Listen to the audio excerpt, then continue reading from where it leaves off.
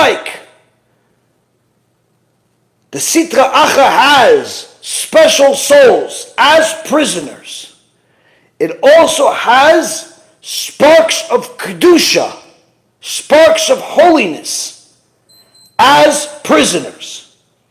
Something happened along the way throughout history where a spark of Kedusha was left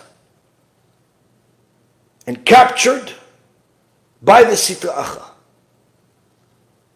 And because HaKadosh Baruch Hu loves you so much, He's given you an opportunity to save it. How? That spark of Kedusha, there are sparks of Kedushas all over the world.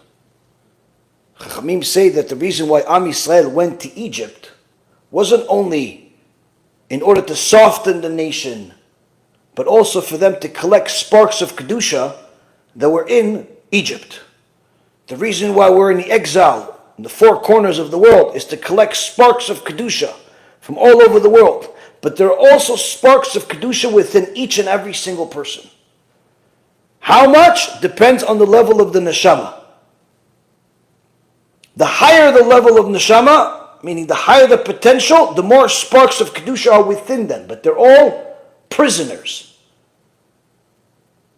And HaKadosh Baruch Hu wants to give you an opportunity to save it. How can you save it? When you're already doing tshuva, Rabotai Yekarim, you've decided the sages are right. You decided that HaKadosh Baruch Hu is right. You decided the Torah is right, and I'm going to listen to it. I'm not going to watch movies. I'm not going to listen to filthy music. I'm not going to say filthy things. I'm not going to say any lies. I'm not going to be dishonest in my business. I'm not going to cheat on my wife. I'm not going to cheat on my husband. I'm not going to cheat in business. I'm going to do tshuva. I'm going to do everything I need to do in order to serve Hashem. Starting with Kedusha. Now when a person starts doing tshuva, it's hard in the beginning. Why? They have to adjust their life. They have to adjust what they look at. They have to adjust what they think. They have to adjust what they listen to. They have to adjust who they talk to, and so on and so forth. But the process is successful. And little by little, they get better and better. Little by little, they get better and better. Little by little, they get better and better. But then all of a sudden, after they're doing great, after they no longer think of any of this filth anymore, they're not watching anything for months, for years, nothing. All of a sudden, out of nowhere, he may even be in the middle of praying. He may even be in the middle of just simply drinking coffee in the morning.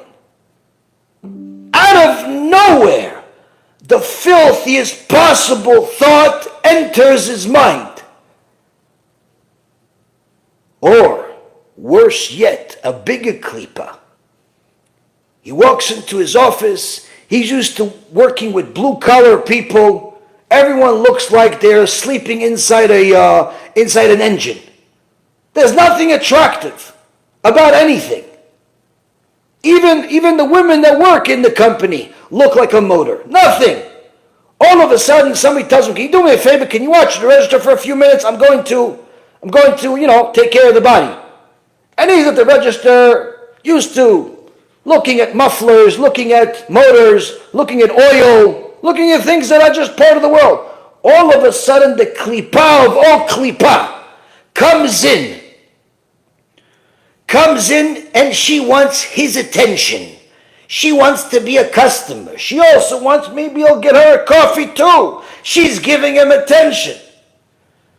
Rabotai Yekarim, the klipa appears in multiple places. Sometimes it's in your mind. Sometimes it's in front of your eyes. That klipa is the greatest opportunity you possibly have. Why?